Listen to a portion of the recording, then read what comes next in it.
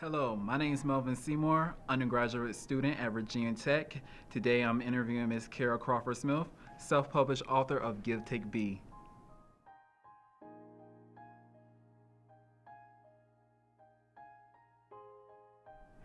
When you were writing Give Take Be, who were your major influencers and why have they influenced you? My major influences would be my family. My parents, my mother, my father, Thomas and Elizabeth Crawford, have always been a huge influence in my life. They've always supported me, they've always directed me, they've always given me good role models in which to follow and good ethics in which to live by. I dedicate my book to them actually. I dedicate my book to them, my sister, and the loves of my life, my sons, Hunter and Garland. When you were writing Give Take Be, what were your most troubling scenes? Troubling scenes. I would say talking about the death of my son Hunter was very troubling, very disturbing, and very hard for me to write about. I would say talking about my marriage to Chester, that was very challenging as well.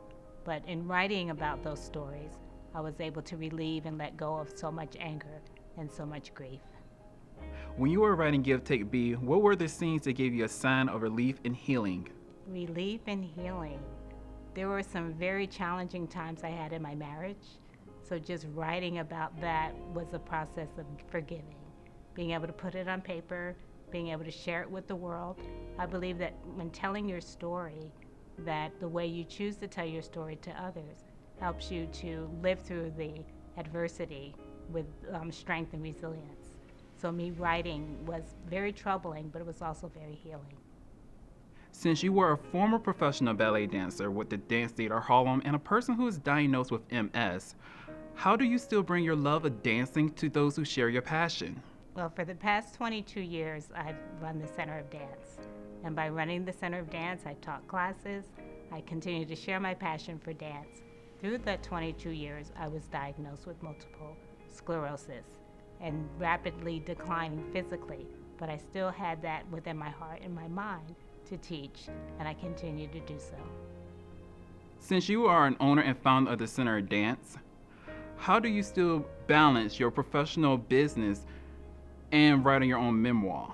It was an interesting balance. I don't know if you would consider it a sane balance because I was up many hours late at night, just writing, rewriting, editing, re-editing, sharing my story, looking at what I had to tell the world and how I wanted to tell the world.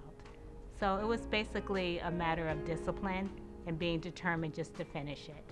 Even if I had to eat a little bit less one day just to finish my story, I was willing to do that because I was so passionate about it and it meant so much to me. In Act 1, Lessons in Love, you gave your readers a look into your love life from your childhood sweetheart Aaron to your first adult love with Bennett, and finally to your erratic but oftentimes a pleasant ex-husband Chester. Why do you think it was important or necessary to share those scenes in this act with your readers? It was very necessary. Actually, it was the reason why I started writing the story.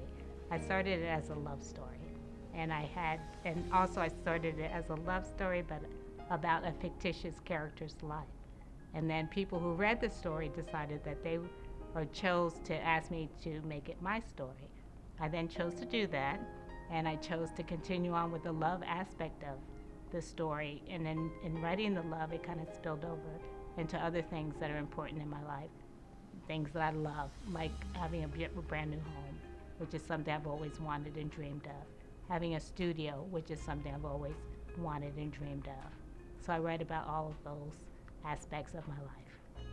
From reading Act 2, Moving the Bus, the Extreme Makeover Home Edition brought you and your family a tremendous blessing, your dream home. Aside from your personal reflections from your memoir, what were other self-reflective moments that you may want to share with your readers about the huge extravaganza? The huge extravaganza. Well, it was amazing how many people came out to help me.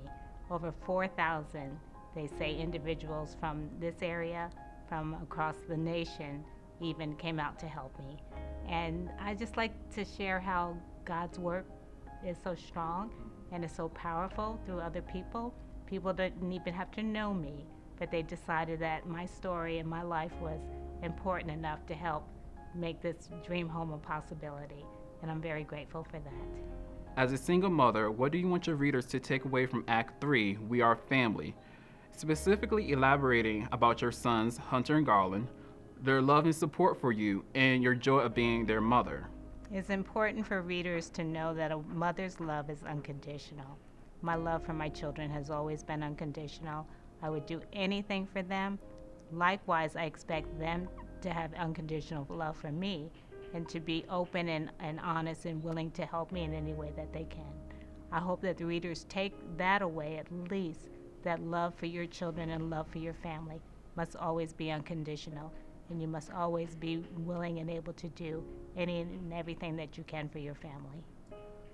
Since you have written Give Take Beat as a performance piece with acts and scenes, what will be your next performance after this one? My performance would be making this book into a movie. Absolutely, it's got to be a movie. It's loved by so many, and it's the kind of story that will always be able to inspire, that always people will always be able to reflect on their own stories by watching and seeing and reading. Do you have any closing statements or personal reflections that you want to share with potential readers? Always follow your heart. Do what you feel you're led to do, whether it be writing a book, sharing your story. Always look for the love in your life and be able to put it down on paper. That's what I chose to do with Give Take Beat. This is Melvin Seymour, undergraduate student at Virginia Tech. Thank you for watching What Does Give Take Beat Mean to Me? Let us know what does Give Take Beat mean to you down below in the comments.